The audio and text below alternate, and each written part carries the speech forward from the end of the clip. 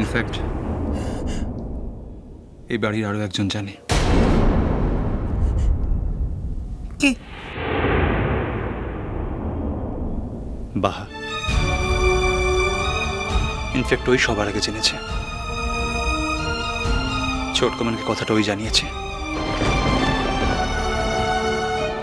অবশ্য আমার সাথে এ নিয়ে বাহার কোনো কথা হয়নি। বর্দা ভাই, বল। আর কি কোনো?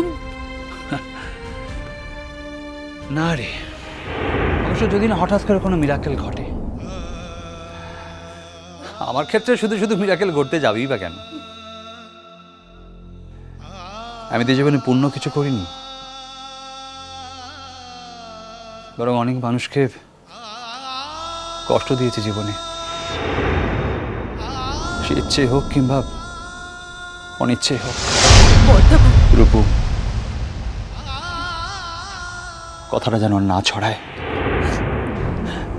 রূপু, আমি শেষ কটা দিন এসেছি তোদের সবার সঙ্গে জমিয়ে হই হুল্লোড় করে কাটাবো বলে। কবে হলো বর্দা ভাই এমন? শেষ যেবার এসেছিলাম ছোট কামনের বিয়ের সময়, সেবার ফিরে গিয়ে জানতে পারি। অনেক চেষ্টা করেছি, অনেক। বাঁচার ইচ্ছেটা তো প্রবল আমার। হয়তো ঈশ্বরের কৃপায় টাকা পয়সার সংস্থান ছিল বলে চিকিৎসাটা এতদিন চালাতে পেরেছি, কিন্তু এবার ভগবান বলে দিয়েছেন আর নয়। ভগবান বলে দিয়েছেন, যাও ধৃতিমান, তোমার কোটা শেষ। পৃথিবীর মাটি আর আঁকড়ে থাকতে দেব না তোমাকে, আর নয়। খুব মজা লাগছে না তোর কথাগুলো বলতে? হ্যাঁ, খুব মজা লাগছে, বল। খুব মজা। শোন, আর আমি একটা পুরুষ মানুষ। বল। তুই কি ভেবেছিস ওই মৃত্যু নামক ভীরু অক্ষম আত্মসমর্পণকারী ভূতের কাছে আমি হার মানব? মোটেই না, বরং আমি ওকে চ্যালেঞ্জ করব। আমি ঠিক করেছি, আমি মৃত্যুকে চ্যালেঞ্জ করব। আমি ওকে বলবো, তুই কি ভেবেছিস? হ্যাঁ, সবাই তোর কাছে হাত জোর করে ভিক্ষা চাইবে? মোটেই না। I am the last person. আমি হাসতে হাসতে তোর কাছে চলে যাব। বর্দা ভাই, রূপু, রূপু, আমি তোদের সবাইকে ভালো রেখে যেতে চাই রূপু। আমি তোদের সবাইকে হাসি মুখে দেখে যেতে চাই। আর সাজবাতি দিকে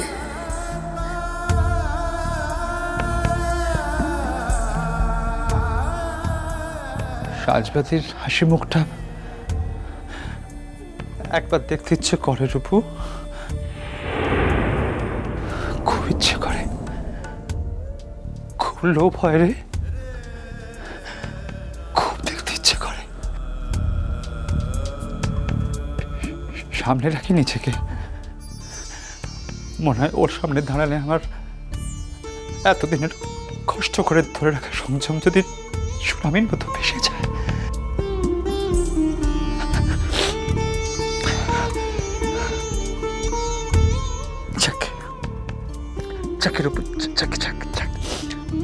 আরে এক জীবনে কতজনের কত ইচ্ছে তো অপূর্ণ থাকে, তাই না?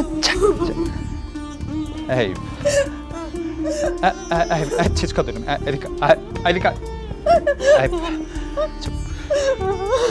কি হচ্ছে বলতে? হ্যাঁ, কি হচ্ছে রূপু? আচ্ছা, এখনই এত কেঁদে ফেলতে পরের জন্য কি অবশিষ্ট থাকবে? হ্যাঁ, তুই একটা নিষ্ঠুর, একটা স্বার্থপর, একটা পচা দাদা ভাই। তুই একটা পচা বর্দা ভাই, পচা বর্দা ভাই। খালিস না, খালিস না, শুনতে পাবো।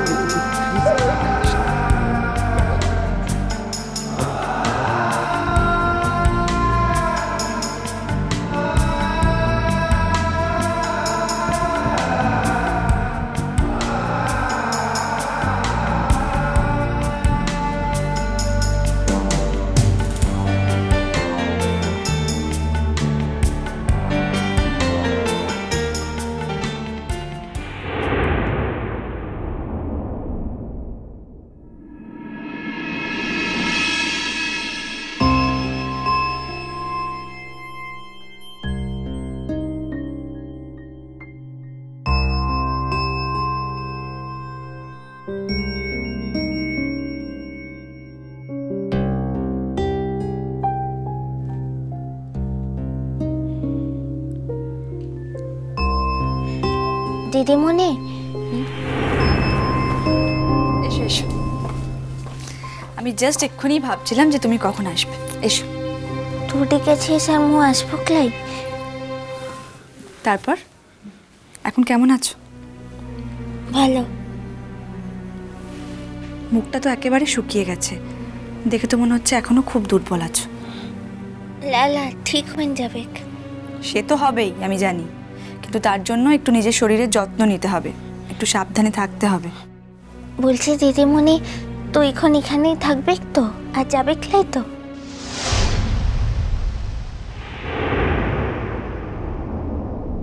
তো হাসলি কিসের লিখে দিদিমণি? তুই কি ভাবছিস মো মনের কথাটা বলিলাই? তোকে বানাইন বলছি। না বাহ, এত কথা আমি ভাবিনি। হাসলাম কারণ তুমি তো জানো বাহা, এখন আমি এখানে থাকতে পারবো না। তাও কেন বারবার বলছো? তুমি এতবার করে বলছো, তোমার কথা না রাখতে পারলে তো আমারও খারাপ লাগবে। দিদিমণি, তোমাকে আমি একটা অন্য কারণে ডেকেছি বাহা। কি বটে? তোমার জন্য আমার কাছে একটা উপহার আছে। মূল লিখে? কেন, থাকতে নেই? লা, সেটা বলছিলে। আমি জানি বাহা, ঈশ্বর তোমাকে তোমার জীবনের শ্রেষ্ঠ উপহারটা দিয়ে দিয়েছেন। তবু সেই উপহারটা নিজের কাছে যত্ন করে রেখে দেওয়ার জন্য আরো কিছু লাগে। এটা ঠিক তেমনই একটা উপহার আমার দেওয়া। আবার বলতে পারো আমার দেওয়া নয়, এটা আসলে তোমারই পাওয়ার কথা ছিল। আর সেটা জেনে এটা আমি আমার কাছে কি করে রেখে দিই বলো? মু তোর কথাগুলান। বেশ, এবার চোরটা বোঝো তো। চোখটা বুঝবো? কেন বুঝতে পারো না? আমি বলছি বলে।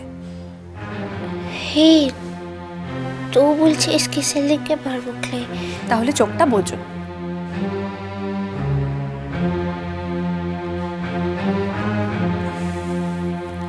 এবার হাতটা দাও। হাত? হ্যাঁ, তোমার ডান হাতটা।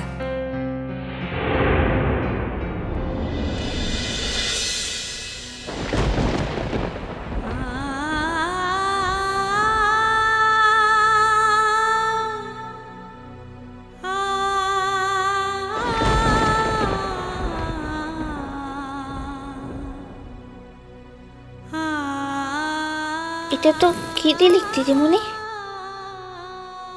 এবার চোখ খোলো।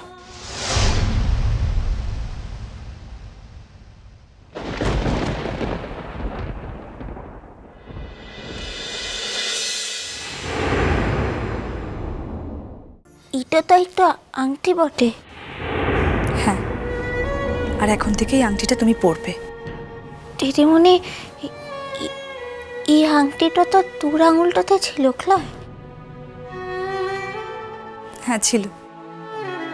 তো এটা মুখে কিসের লিখে দিয়ে তো দিয়ে লিখছি দিদিমণি?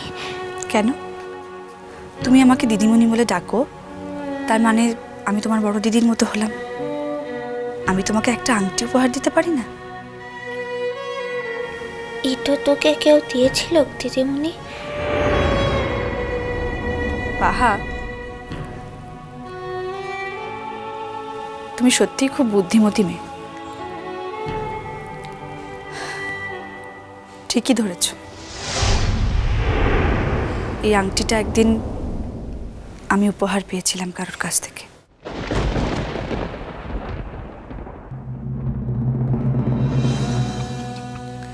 কিন্তু যিনি দিয়েছিলেন তিনি আমাকে ভুল করে দিয়েছিলেন।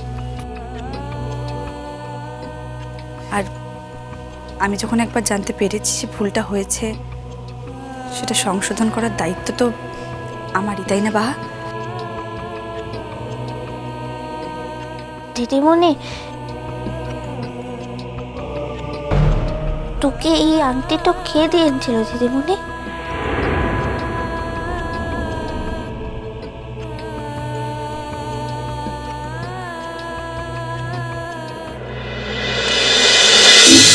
Good. মিষ্টি কুটুম